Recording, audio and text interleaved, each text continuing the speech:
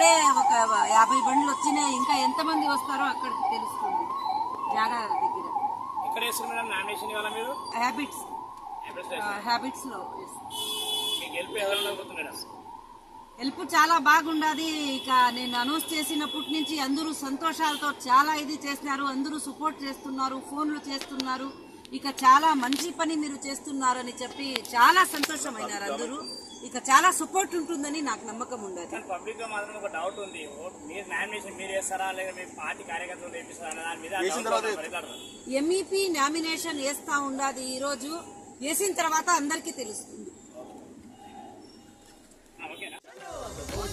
हम घर घर में खुशहाली लाएंगे, अपने प्यारे भारत को मिलकर स्वर्ग बनाएंगे।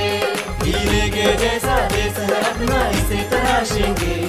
एमईपी के डायमंड को यारो जीत दिलाएंगे।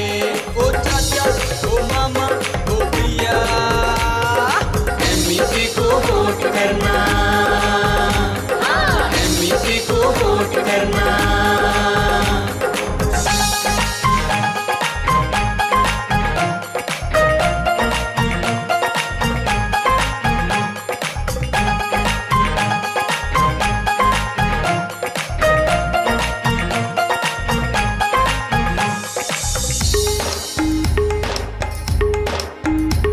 सब धर्मों को एक दौर से बांध के रखना है, देश प्रेम के भाव को दिल में बसाना है।